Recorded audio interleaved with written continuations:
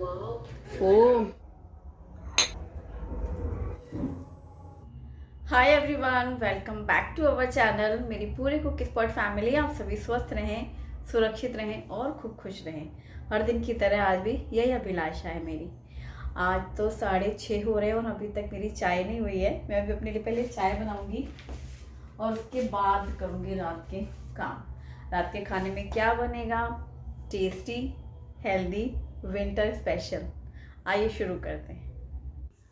आज शाम को लेट हो गई मैं चाय के लिए। एक्चुअली 4-4:30 बजे मैं चाय पीती हूँ, लेकिन आज बहुत दिनों बाद मेरी कॉलेज फ्रेंड से बात होने लगी। बातें करते करते इतनी देर हो गई कि फिर टाइम का कुछ पता ही नहीं चला। फिर मैंने सोचा चलो ठीक है, अब शुभम का जब दूध बनाऊंगी ना तभी चाय बना लूँगी इकट्ठे एक साथ। तो वही कर रही हूँ। अभी कढ़ाई पे मैंने डाला है 2 चम्मच घी और इसमें डाला है 1 कप मखाने, और मखाने को घी में भून करके बस हल्का सा नमक डाल करके ऐसे भुने हुए मखाने, और शुभम के लिए दूध गर्म किया पहले, फिर उसका दूध कप में निकाला और फिर उसी बर्तन में चाय लगा ली। ऐसे ही फिर अगर एक ही टाइम पे करना होता है तो फिर मैं ऐसे ही करती हूँ, पहले बच्चों के लिए दूध और फिर उसी बर्तन में मेरी चाय, या फिर पहले ही मैं चाय पी लेती हूँ फिर शुभम बाद में दूध पीता है। शुभम का यही टाइम रहता है। और बस मैंने इसमें ब्लैक पेपर पाउडर और नमक स्प्रिंकल किया है मखाने में, तो ये भुने हुए मखाने रेडी। और यहाँ चाय भी मेरी खौल गई है। अदरक डाली है मैंने चाय में।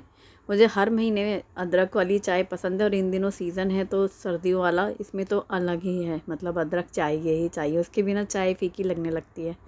और शुभम का हल्दी वाला दूध है।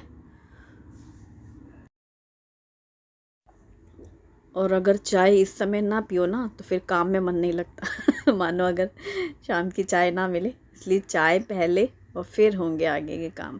ये मेथी का बड़ा सा बंच आया था सुबह, बथुआ भी आया था, मेथी सब मैंने साफ़ करके रखा था बैठ करके सुबह ही। तो अब शाम में इस टाइम पे टाइम कम लगता है, फटाफट से रसोई हो जाती है। तो पत्ते पत्ते हैं, इनको मैंने कपड़े में लपेट के रख लिया था। पानी में 2-3 बार अच्छे से डाल करके डुबो करके फिर ड्रेन बास्केट में निकाल लो, तो मिट्टी जो होती है हरे पत्तों की वो ठहर जाती है पानी वाले बर्तन में। तो अच्छे से साफ़ होने के बाद इस तरीके से इसको छन्नी में रख दिया। कल मैंने ये अदरक छील करके पतले लंबे टुकड़े कर लिए थे और इन टुकड़ों को मैंने फूड डिहाइड्रेटर में रख करके इनको डिहाइड्रेट किया था। तो मैंने बोला था कि मैं नेक्स्ट डे दिखाऊंगी। अब ये जैसे 4 ट्रे मैंने सेट करी थी और टाइमर सेट किया था।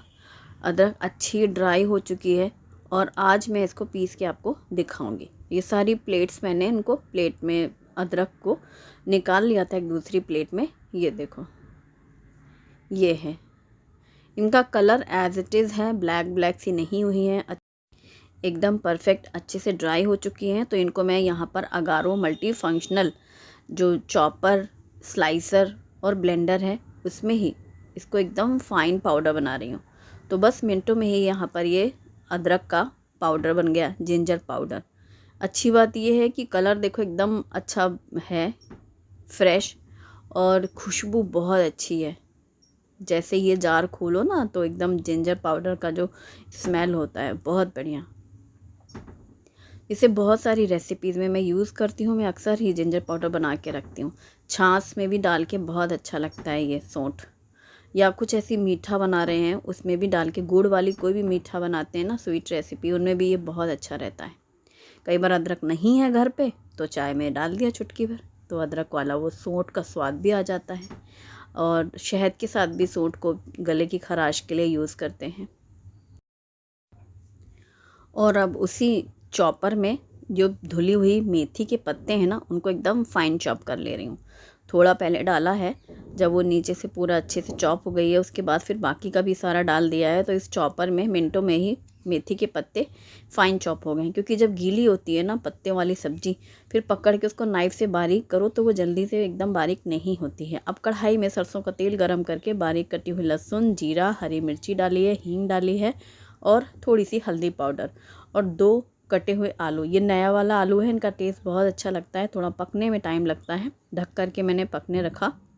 और यहाँ पर जो हमने चॉप की थी मेथी वो सारी निकाल ले रही हूँ चॉपर से प्लेट में। ये देखो कितनी बारीक है, क्योंकि गीली जो मेथी के पत्ते हों या पालक हों तो जब हम पकड़ के उनको काटने की कोशिश करते हैं तो इतना फाइन चॉप नहीं होता है। अब यहाँ पर आलू अच्छे से फ्राई हो गए हैं, सिर्फ नमक और हल्दी डाली है और लहसुन हरी मिर्ची, इसका ही टेस्ट रहेगा।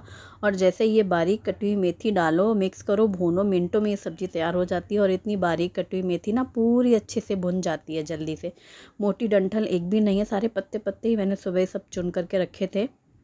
और हरी पत्तियों की जो सब्ज़ी, जैसे मैंने बथुआ भी साफ़ करके रखा है, तो उन्हें कपड़े में लपेट के रखो तो वो गीले नहीं होते हैं और ख़राब नहीं होते हैं। हल्का सा नमक मतलब जब लास्ट में डालो ना तो वो कम ही लगता है, क्योंकि क्वांटिटी कम हो जाती है सब्ज़ी में। बस नमक स्वाद के अनुसार डाल करके मिक्स करके कुछ मिनट नमक डालने के बाद भी सब्ज़ी को अच्छे से भून लिया है, फ्राई हो चुकी है सब्ज़ी और गैस बंद कर दिया है। तो ये आलू मेथी की सब्ज़ी रेडी हो गई है। आलू मेथी की ये सब्ज़ी ना मुझे पराठे के साथ नाश्ते में बहुत अच्छी लगती है, और लंच टाइम पे दाल राइस के साथ आलू मेथी की सब्ज़ी, दाल राइस।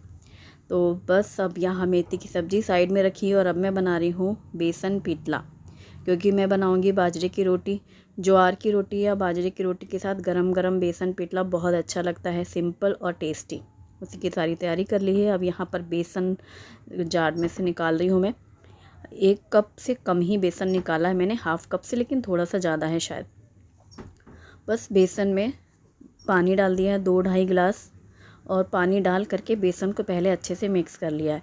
बहुत से लोग डायरेक्ट कढ़ाई में बेसन डाल करके फिर पानी डाल लेते हैं, इतना अंदाज़ तो मेरे को नहीं होता है, और मैंने पूरा अच्छे से फेंट के रख लिया है। अब कढ़ाई में तेल गरम करके डाला है राई और जीरा, और इसी के साथ बारीक कटी हुई प्याज, हरी मिर्ची और करी पत्ता हरी मिर्ची लास्ट में डाली मैंने प्याज के बाद, क्योंकि जैसे ही पहले डालो तो करी पत्ता उड़ने लगता है। अभी टमाटर डाला है, हल्दी पाउडर, धनिया पाउडर, मिर्ची पाउडर और नमक स्वाद के अनुसार डाल करके मिक्स कर लिया है। टमाटर को एकदम सॉफ्ट होने तक पका लिया है अच्छे से। प्याज, टमाटर, हरी मिर्ची, करी पत्ता, और इसमें डाला है घुला हुआ बेसन। अब मुझे पानी डालने की ज़रूरत नहीं है, मैंने इसीलिए एक बार ही पूरा बेसन में पानी डाल लिया था, क्योंकि मैं कई बार ऐसे ट्राई कर चुकी हूँ तो उससे अंदाज़ नहीं मिलता, या तो पानी कम रह जाता है या ज़्यादा रह जाता है, बेसन में गांठें रह जाती हैं। इसलिए मैं पहले ही बेसन को घोल लेती हूँ और फिर डालो, और अब इसे अच्छे से मीडियम आंच में पका लो हिलाते हुए। एक भी बेसन की गांठें नहीं रहती हैं और अच्छा सा पक जाता है। धीमी कर दी है, और वो थोड़ा उड़ता है ना बेसन, तो इसलिए उसको ऐसे ढक दिया, आधा खुला आधा ढका। और इस तरीके से, क्योंकि इसको पूरा ढकने की ज़रूरत नहीं है, वो तो ऐसे बीच बीच में हिलाते जाओ और एकदम अच्छा सा स्मूथ सा रहे। बहुत पतला नहीं, बहुत ज़्यादा गाढ़ा नहीं, क्योंकि ठंडा होने पे फिर ये और गाढ़ा हो जाता है। लास्ट में कटा हुआ धनिया पत्ता डाल करके मिक्स कर लिया, और ये बेसन पिटला रेडी। कोई सब्ज़ी घर पे ना हो तब भी कभी भी आप ये ट्राई करके देखना, आपको बहुत अच्छा लगेगा ही नहीं सब्ज़ी नहीं है, कोई कमी महसूस नहीं होगी। गरम गरम रोटी के साथ ये पिटला, वैसे कॉम्बो है पिटला भाकरी, तो जब ज्वार की रोटी के साथ ये पिटला बनता है। लहसुन भी डालते हैं, मैंने नहीं डाला है। और बस रेडी हो गया, सिर्फ जीरा और राई का तड़का लगाया था। और अब इसके साथ बनाएंगे बाजरे की रोटी। मैंने 1.5 कप लिया है बाजरे का आटा, 1 और आधा। इसमें नमक डाला है थोड़ा सा, और इसी के साथ 1 चम्मच सफ़ेद तिल डाले हैं, और 1/4 टीस्पून करीब ब्लैक पेपर पाउडर। सफ़ेद तिल और काली मिर्च का पाउडर ये टोटल ऑप्शनल है, मैं डालती हूँ। मैं कई बार उड़द के जो रोटी है उसमें भी डालती हूँ, भाकरी में। और बस बाजरे के आटे में डाल करके पानी डालते हुए आटा गूँथ लेना है। इसको ऐसे परात में आटा मसल के हथेली से ऐसे रगड़ के घिस के आटे को गूँथो तो सॉफ्ट सा रहता है आटा, रूखा नहीं लगता है। फिर वो भाकरी भी खाने में अच्छी लगती है। और बस इसकी बड़ी सी बॉल लिया, गेहूं की रोटी की अपेक्षा थोड़ा बड़ा ही साइज़ रहता है, इसलिए कम बनती हैं क्वांटिटी में रोटियां, पेट भर जाता है। वो उसकी गेहूं की रोटियां तो 2-3 खाओ तो एक में ही इनका काम हो जाता है। तो ये बड़ी सी रोटी बन गई है। थाली में ऐसे सूखा आटा डाल करके बाजरे का ऐसे थप फ्लैट करो ना उंगली से, तो वो बढ़ती जाती हैं, या फिर परात को भी ऐसे घुमाते जाओ धीरे धीरे करके, तो वो पूरा एक जैसा इक्वल बेल जाती हैं। तो रोलिंग पिन से रोल करने की ज़रूरत नहीं है। मैंने आज इसको मिट्टी के तवे पे बनाया है। लास्ट टाइम मैंने बनाई थी ना आयरन तवे पे, तो मुझे कमेंट में सजेस्ट किया था किसी ने कि आप मिट्टी के तवे पे बनाना, तभी मुझे लगा हाँ सच में मैंने क्यों नहीं बनाया, उसमें तो कितना सौंधापन आएगा, जैसा कि मैं हमेशा ही कहती हूँ। फिर आज मैंने इसको तवे पे रखा है, मिट्टी के तवे पे, और लास्ट पहले तवे पे पका लिए, फिर लास्ट में गैस में आंच दिखा लिए, ताकि वो थोड़ा सा भी कच्चापन सा ना महसूस हो, क्योंकि ये थोड़ी मोटी रहती हैं। और अच्छे से परफेक्ट सिक गई है रोटी, बहुत अच्छा टेस्ट थैंक यू याद दिलाने के लिए मुझे। और बस अब लास्ट में प्लेटिंग कर रही हूँ मैं। घी लगा लो गरम गरम बाजरे की रोटी में, बेसन पिटला और मेथी आलू। पिटला प्लेट में भी डाल के खा सकते हैं, ऐसा कुछ नहीं है, वो फैलता भी नहीं है, ऐसे गाढ़ा जैसी सब्जी है ना वैसे ही रहेगा और डायरेक्ट। और बस हर रोटी में ऐसे बेलते जाओ, ऊपर से पानी लगा करके इसको पलट दो और फिर सेक लो। ये गरम गरम ही अच्छी लगती हैं, इसलिए जब सब लोग खा रहे हो फैमिली में तभी बनाने में मन लगता है।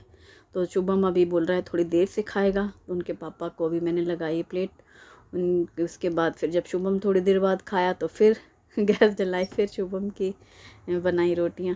क्योंकि वो खाना 1-2 रोटी है, लेकिन वो ठंडी हो जाती है ना, तो फिर वैसे बहुत से लोग खा ले, ठंडी भी पसंद करते हैं, इन लोग को आदत हो गई है इस वजह से। फिर सबका खाना हुआ, फिर किचन क्लीनिंग हो गई और आज का रसोई यहीं पर ख़त्म, लास्ट किचन क्लीनिंग के साथ। आपको रेसिपी कैसी लगी मुझे कमेंट सेक्शन में ज़रूर बताइएगा, और आप पिटला कैसे बनाते हैं ये भी मुझे ज़रूर बताइएगा। Thanks for watching, bye bye, take care.